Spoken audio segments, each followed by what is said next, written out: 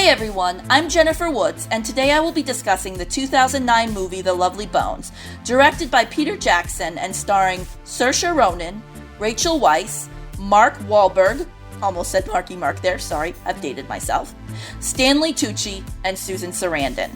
Fans of the Lifetime Flowers in the Attic sequel, Petals on the Wind, based on the V.C. Andrews novel of the same name, will likely recognize Rose McIver. She plays the younger sister of narrator Susie, though in real life, Rose McIver is several years older than Saoirse Ronan.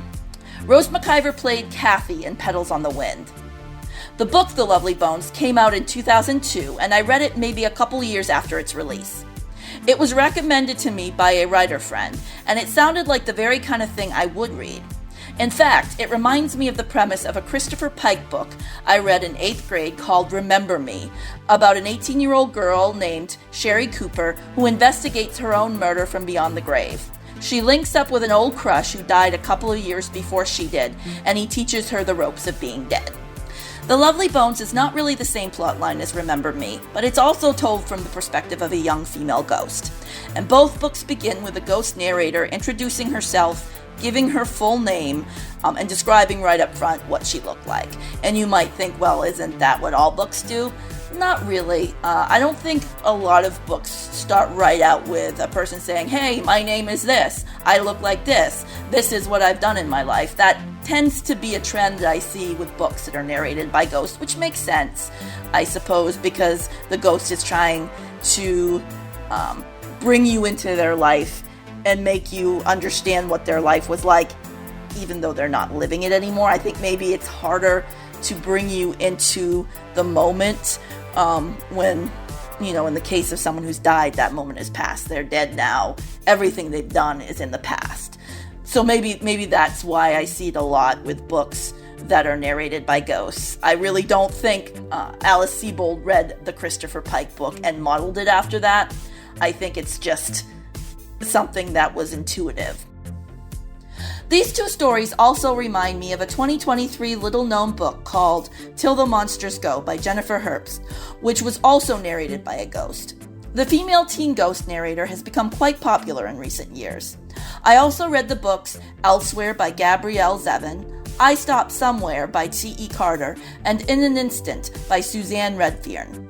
I didn't care for Elsewhere. It seemed to promote the idea of reincarnation, which I find incredibly depressing. No offense to those who believe in reincarnation. I just seriously hope that, if it exists, we get a choice, because I would not choose to come back to Earth. At least I don't think I would. I Stopped Somewhere had its moments, but it was just relentlessly depressing and miserable. I felt like I was being lectured to on what a horrible thing it is to be a woman. In an Instant kept me turning pages, but after I put the book down, I realized that not a single bit of the storyline rang true. And then there was also a book called Ask for Andrea by Noelle W. Ely about 3 women who were murdered by the same man, and they joined forces on the other side to try to bring him down. I did enjoy the book, even though the writing wasn't as good as the writing in The Lovely Bones. And this isn't a teen female ghost, but it's a male ghost. Who can forget The 5 People You Meet in Heaven by Mitch Albom, which is about a man who meets 5 people in heaven after dying in a tragic accident. I do think that Sebold's The Lovely Bones is the best of all the ghost narrator books I have read, and it did precede most of them, though not the young adult Christopher Pike book, which, by the way, needs to be turned into a movie yesterday. I can't believe Fall into Darkness became a TV movie, but not Remember Me. I've read The Lovely Bones maybe 4 times, and each time I read it, it just renews my appreciation for it. I've been drawn to true crime since I was a child, and I loved how this really gives you a personal look at the tragedy of a kidnapped girl. It shows you the human side of it, instead of focusing on the police procedural stuff. The movie has to take all of the descriptive language in the book and reveal it through action, or at times, voice-over narration. It has to condense the story as well, so the movie is definitely more limited in what it can say versus what it has to show. The book, from what I've read, was semi-inspired by a traumatic experience Sebold had in college. That experience was the basis of her memoir, Lucky. The Lovely Bones reminds me of the true case of Gina North, who was an 11-year-old who went missing in June 1993. Later on in the 90s, it was determined that the man responsible was her next-door neighbor who had a record. He claimed to have thrown her into a river, and the cover of The Lovely Bones, where a charm bracelet sinks into the sea, makes me think of that case. Also, of course, the fact that a neighbor was the guilty party. To this day, she remains lost. They know who did it, but not where she ended up. Much like Susie. I remember seeing her missing poster on TV back in the day and hearing about her when reading up on the case of another missing girl at the time named Sarah Ann Wood. Both girls were elder millennials, same as I am.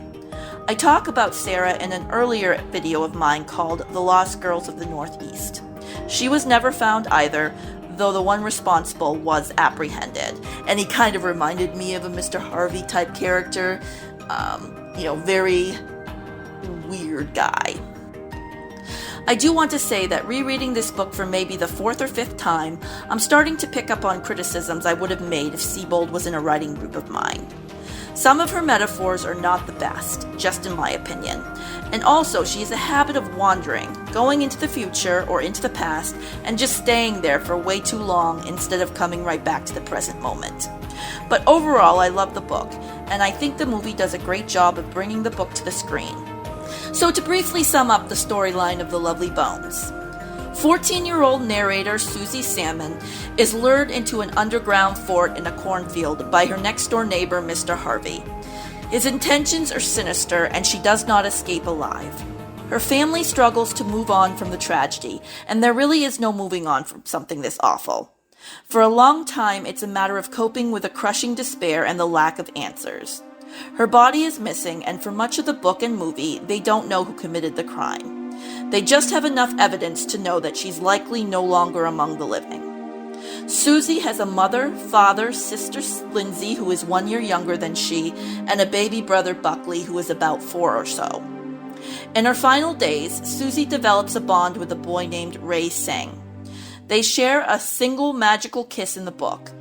In the movie, their one and only attempt at a kiss is interrupted and they never get another chance at it because she dies that same day. Susie longs for the boy she left behind on Earth. She watches as her sister finds love and mourns the fact that she will never get to experience it for herself, beyond the small taste she got of it while still alive. And there is also a teen girl named Ruth who plays a very important part in the book and the movie. She has a sixth sense when it comes to the spirit world, and she connects with Susie after death. They don't directly communicate with each other, but Susie knows that she's able to pick up on things that others can't. I could really relate to Ruth. I felt connected to missing girls as a child as well. And in the book and movie, we are given a disturbing glimpse into the mind of a serial predator named George Harvey. So let's start with the very opening of the movie. A very young Susie Salmon, she's maybe 2 at the time, is playing with a snow globe with a penguin inside. This was also the very opening of the book as well. As a young child, she is afraid that the penguin is lonely in there, but her father puts her mind at ease by saying he's trapped in a perfect world. That's the way he says it. Those are the words he uses. And I thought it was a very strong opening for both the book and the movie. The story is incredibly dark, and this snapshot of a moment in Susie's childhood gives the audience a little bit of hope. It's a simplistic view of the afterlife, and no one can really say for sure what it's like when we die, though those who have had near-death experiences definitely have interesting things to say on the matter, and I guess it comes down to what you personally believe. But to put it quite simply, many people have hope that when we die, we move on to a perfect world where the troubles of earth no longer plague us. This movie introduced me to the 70s version of the song I Hear You Knocking. It's a great tune. I recommend checking it out if you aren't familiar with it. According to Wikipedia, it was first performed by Smiley Lewis in 1955, though it was written by Dave Bartholomew. Dave Edmunds covered it in 1970. We learn a few things about Susie in the book that carry over to the movie. She has a passion for photography and wants to be a wildlife photographer. She's a real hero who saved her baby brother's life when he choked on a stick. She got behind the wheel of her parents' car and drove him to the hospital despite the fact that she was only a young teen at the time. In the movie, I don't think it was stated exactly what happened to him. In the book, he choked on a stick from the backyard, which he went on to keep as a souvenir. I guess it's not really important. The point is that this prompted Susie's grandmother to tell her that, according to some ancient tradition, she will live a long life as a reward for saving the life of another. But sadly, the opposite turned out to be true. In truth, she had maybe a few months left to live. One of the earlier scenes takes place in a shopping mall. Susie is there with her family. Her sister Lindsay is admiring a dollhouse which foreshadows Mr. Harvey's creepy hobby. There is a fashion show going on, and Susie is sitting in a store and reading 17 magazine. Her grandmother teases her about a crush Susie clearly has on a senior named Ray Singh. Ray is at the mall too, and Susie is watching his every move while trying to be inconspicuous about it. In the book, he is 14. It sounds like he is 17 or 18 in the movie. He would have to be if he's a senior. And he looks much older than Susie, which my mother remarked on while watching the last part of the movie with me. I think he looked too old, and he should have been closer in age to Susie.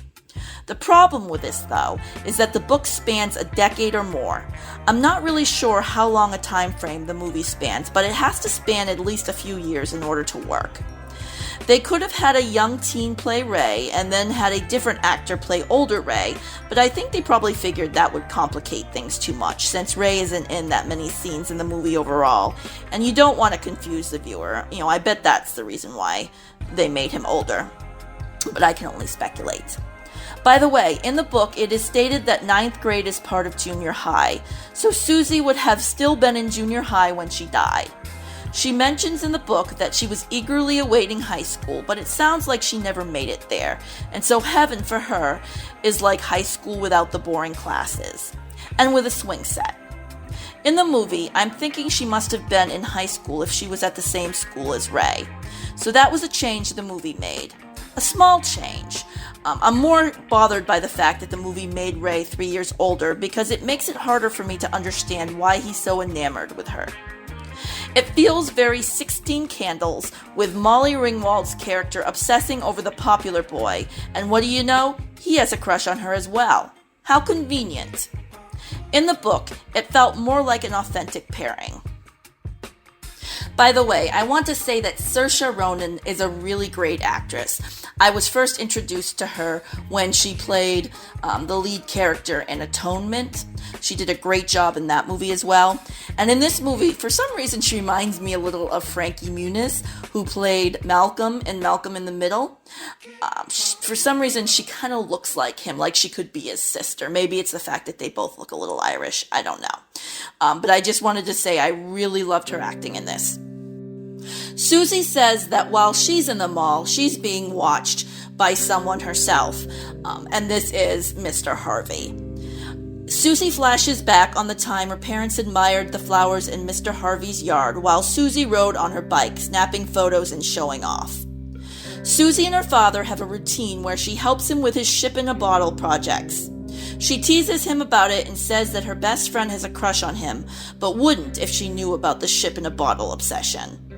Meanwhile, Harvey is digging in the cornfield at night with plans of building an underground room just for Susie. On the last day of her life, Susie is getting ready for school. Her parents discover that she's finished up all of her rolls of film, and they freak out because it will cost a fortune to develop them all. This was back in the day when you actually had to develop film. So they make a deal. They will develop 1 roll a month. She is not impressed, but what can she do about it? As she's leaving the house, her mother hands her a homemade knit cap with a pom-pom on it and tells her to wear it because it's cold out. For some reason, the mother doesn't give a similar hat to Lindsay or care if she freezes her tail off. I want to note that on this particular day, Susie is wearing a blue parka and yellow bell-bottom pants. And here's a fun piece of trivia. In the book Remember Me by Christopher Pike, which I mentioned earlier, kind of reminded me of The Lovely Bones, the main character Sherry, on her last day of life, wears a yellow blouse and green pants. And I always thought that was a funny color combo for an outfit. I heard that that was actually considered like a signature of Christopher Pike. You know, the green pants, the yellow top. He also would have girls wear a yellow top, blue pants. So the fact that Susie wore a blue parka and yellow pants is just really funny because it was just another link for me to remember me. It's on this last day, after film club, that Susie is approached by Ray. He asks her out on a date. He almost gives her a kiss, but it is interrupted by after-class drama between Ruth and her art teacher. It's such a cruel twist of fate that Susie should finally be asked on a date on the day that she died. In the book, this thing with Ray had been going on for a little while before her death. Everything didn't all of a sudden happen at once on the same day. Susie takes a shortcut home by walking through the cornfield. This would have taken place a few years before the short story Children of the Corn by Stephen King was released. As Susie might say, this was back when people didn't realize bad things can happen in cornfields. But Susie appears to have lived a happy life in a safe neighborhood with a 70s-style split-level home. She has no idea just how evil others can be, let alone your own neighbors. As an adult who grew up in the era of stranger danger, I can pick up on the stinky vibes Harvey is giving off. Reminds me of Pigpen, the character in the Peanuts comic strip cartoon. He invites her into his underground dungeon. Of course, he doesn't present it to her as a dungeon. He says it's a hangout he made for the kids in the neighborhood. There's a wooden trap door and a stairway leading down into a heavily decorated underground room. I have a hard time imagining someone creating something that involved. I know he did it at night, so nobody would have noticed him, but it seems like it would take a very long time and a whole lot of skill, and it's just hard for me, as a mere human, to imagine anyone accomplishing that, though I know evil people can be very meticulous and have extreme patience when it comes to achieving their goals. And they can be highly intelligent and skillful as well. I'm just going to put all my doubts aside and assume that it's possible that someone could accomplish something like this and manage to close up the hole in a very short period of time before the police started swarming the area. In the book, Harvey only has a few personal items in the underground lair. In the movie, he's got all sorts of creepy knickknacks, including angel figurines and a calendar with a lighthouse on it. Not only are the knickknacks creepy, but the music is as well. This movie has a great score. Stanley Tucci does a great job of bringing Harvey to life. My dad didn't even recognize him. I think Mr. Harvey as a character was far more believable in the movie than he was in the book. In the book, he came across as somewhat cartoonish. Then again, the movie glossed over the entire attack, so much of the dialogue between Susie and Harvey was cut from the movie. All we see is Susie trying to flee and Mr. Harvey pulling her back. And then the camera cuts away to show the dark, empty cornfield. Then we see Susie kick Mr. Harvey and scramble through the trap door, racing through the cornfield. And there's a moment where you might think she did it. She made it out alive. But then things start to get weird. Ruth is walking home, and a piece of paper comes floating up to her. It's a poem from Ray. It's a piece of paper that Susie lost in the cornfield when it blew right out of her hand. Around this time, Susie rushes past her. This brief interaction between the two girls was touched upon in the book. I don't think it was described in the same kind of detail, but bottom line, they made a connection as Susie was on her way out. Susie's parents are worried when she still hasn't come home, and her father goes out to look for her. The mother stays home and talks to the police. The police wonder if she could be a runaway. Same old song and dance. The mother says no way. She's not a runaway. In Jackson's interpretation of the afterlife, which is different than Sebold's, Susie is in one version of reality where towns and homes look like they've been abandoned. Meanwhile, real life goes on in another version of reality that she only catches glimpses of. She can see her father showing her photo around town at one point, but though he seems to hear her call out to him, he can't see her. I want to point out that Ebert hated this movie because he thought it glamorized Susie's death and made it seem like she was better off dead. To which I say, he clearly did not pay close enough attention to this movie. In no way, shape, or form does this appear to be a fun time for her. The movie does a really good job of showing how traumatic this experience is for her when she discovers that she's dead. Susie runs home and enters her house.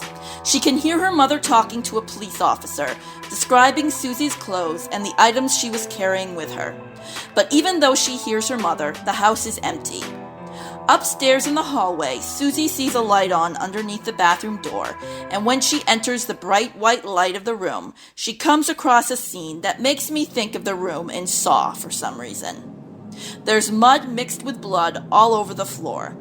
Harvey's clothes are in a heap on the white tile, and he's sitting in the bathtub with a washcloth over his face.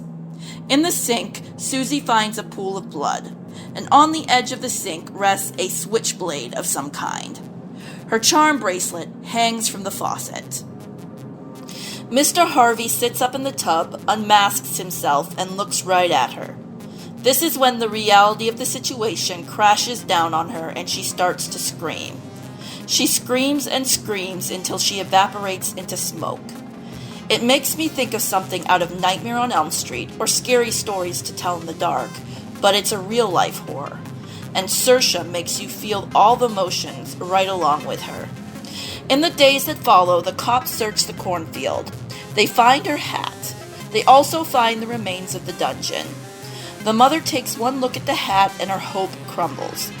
The police say there was so much blood that it's highly unlikely that Susie is still alive. In the book, the police find Susie's elbow when a dog brings it back to his owner with a cornstalk attached.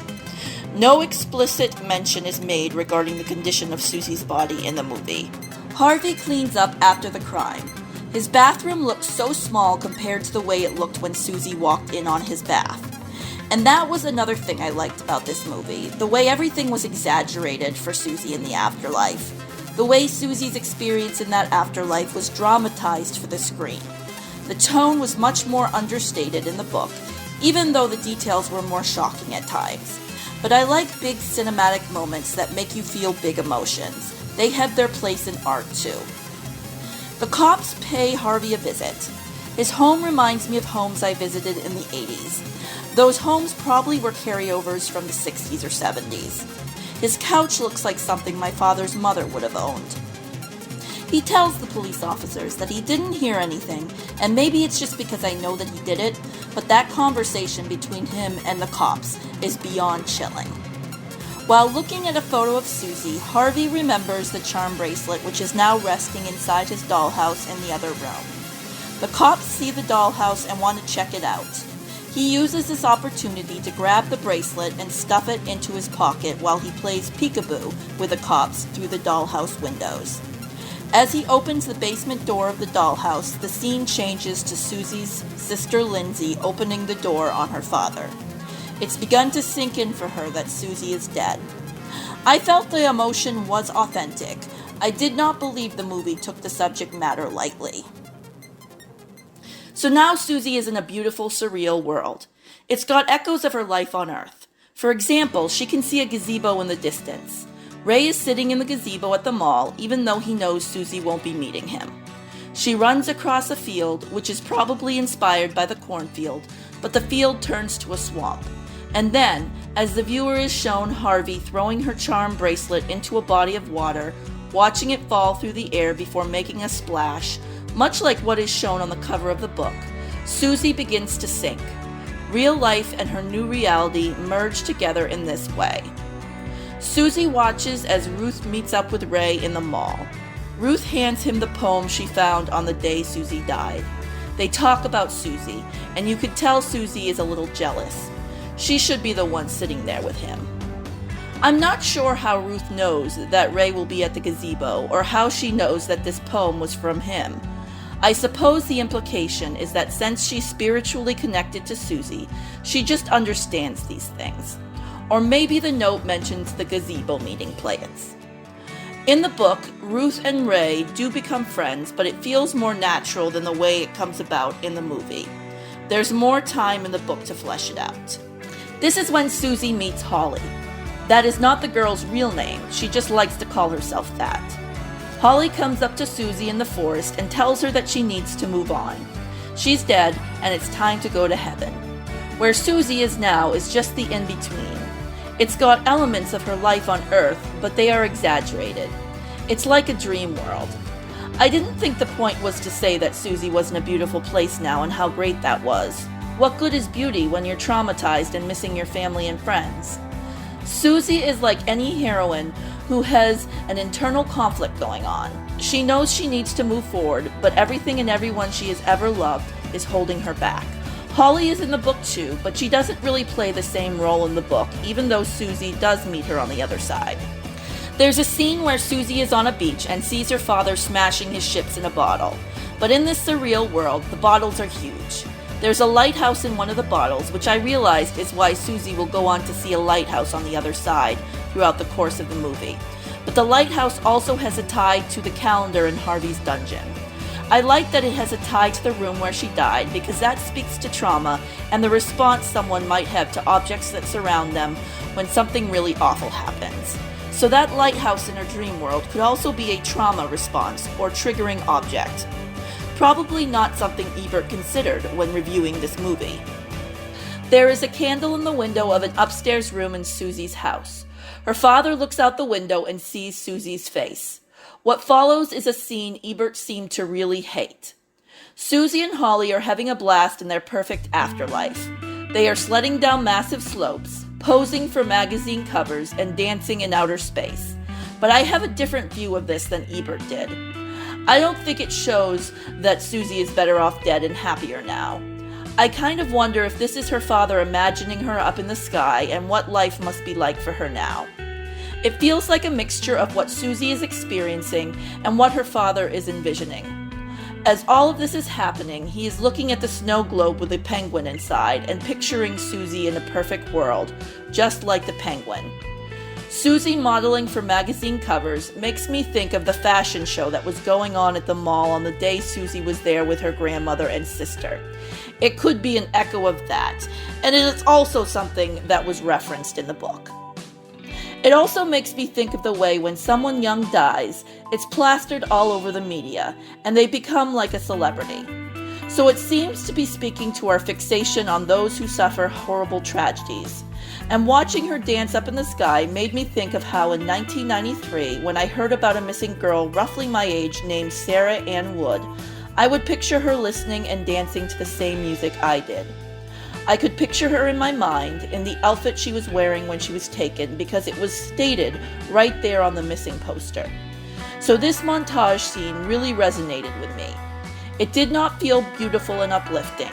It felt extremely haunting. And it resonated with me on a gut level that is hard to put into words, but hopefully I did the feeling justice. The father is grappling with the same questions all of us do when faced with the death of someone so young.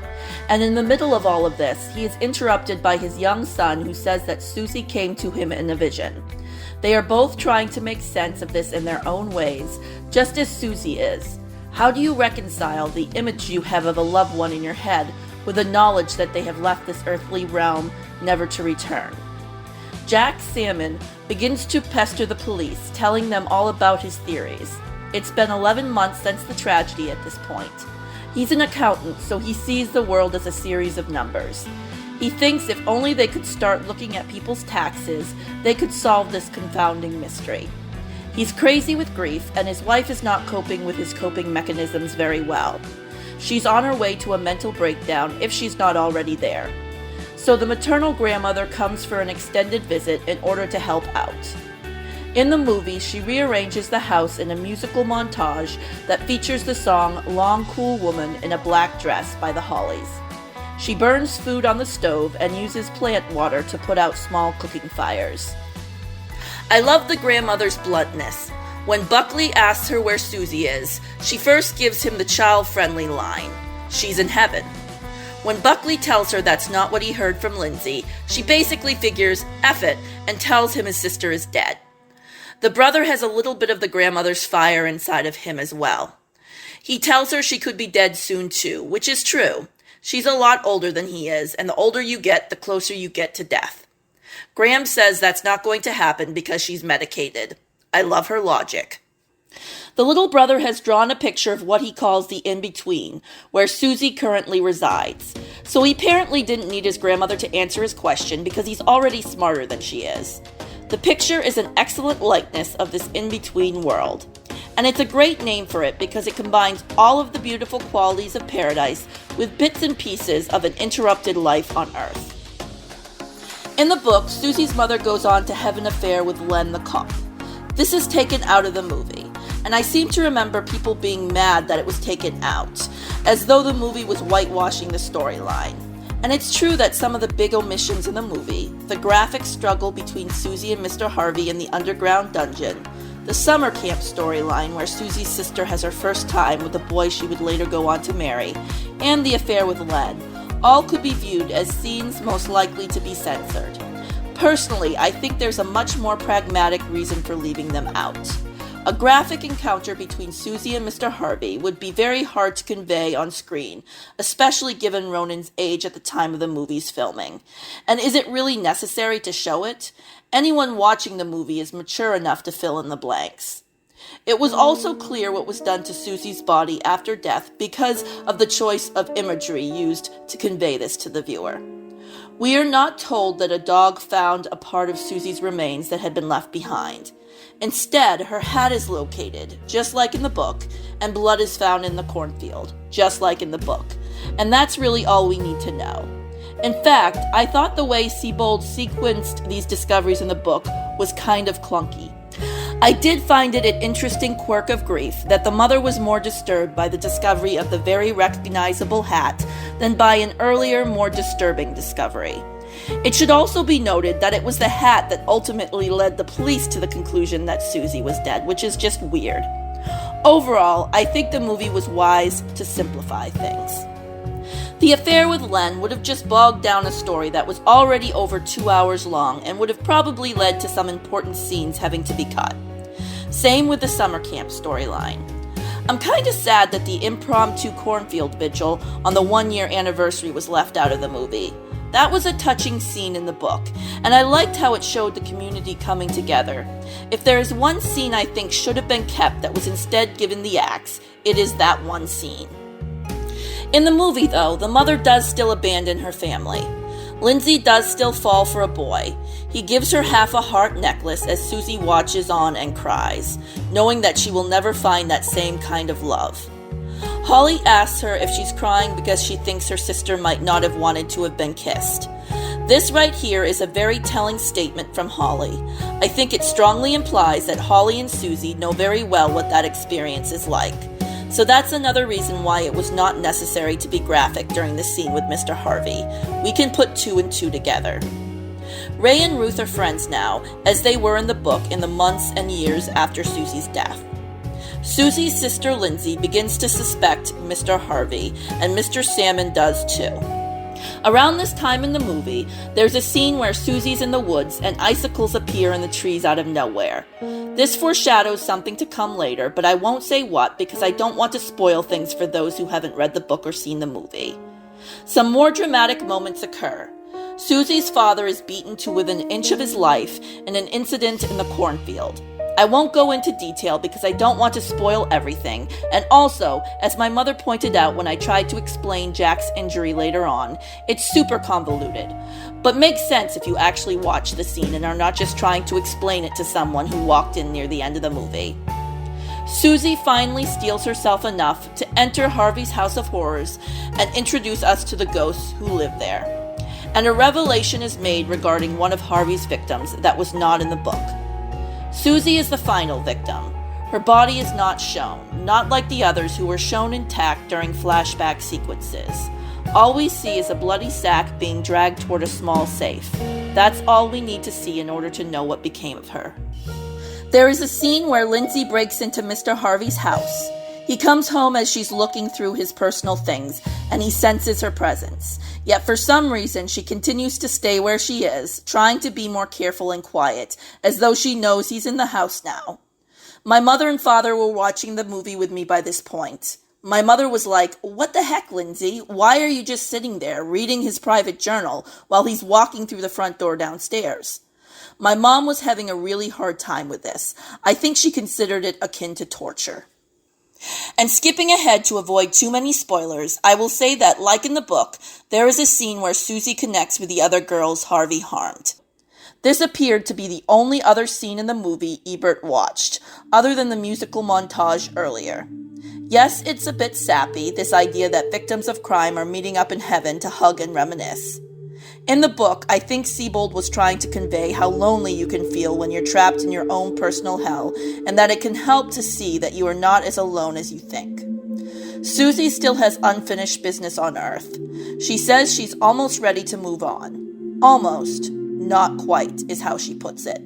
That exact quote is at the end of the book, but used in a very different context. It's kind of cool that they kept that quote, even though they changed its meaning in the story. My mother pointed out that the scene in the field reminded her of Gladiator. The music reminded her of the action movie, and then I pointed out there was a scene where Maximus reunites with his family in a field as well, so there you go. That's possibly the inspiration for how this scene was ultimately executed on screen, though it was also inspired by an actual scene in the book. At least Ebert didn't seem to care much for Gladiator either. He was consistent. There was a particular scene at the end of The Lovely Bones that was just weird. Very emotional, but still awkward. I didn't think it completely worked in the book either. It was altered quite a bit to make the movie more PG-13. Like in the book, questions still remain for the family at the end, so don't go into this thinking everything will be wrapped up with a little bow. The movie is wrapped up fairly quickly, and maybe this is what Ebert hated. Maybe he felt, after going through the trauma of the movie, everything was just tied up too neatly in the end with a disturbing climactic moment involving Susie's remains. I think that was the result of trying to condense a 300-something page book into a 2-hour movie.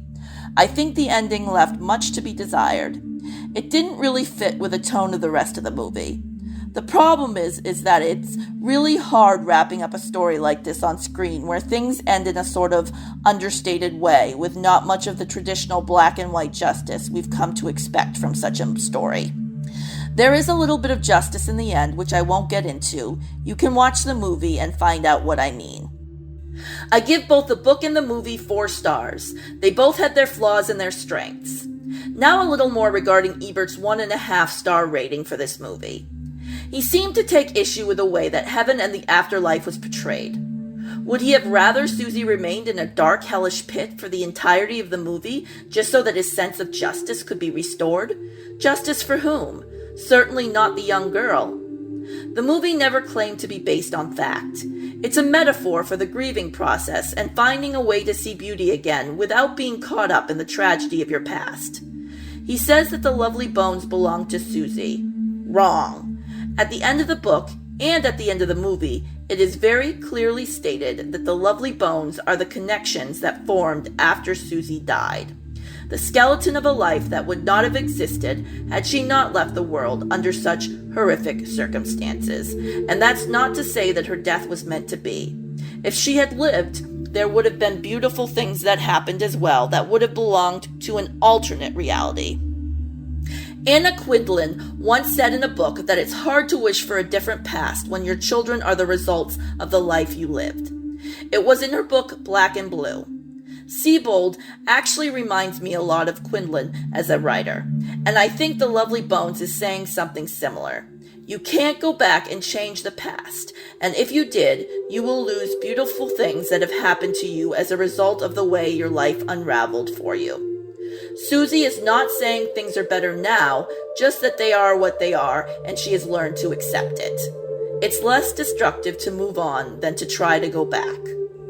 You can't always control the things that happen to you. All you can control is what you make of them, and you can hope for the best.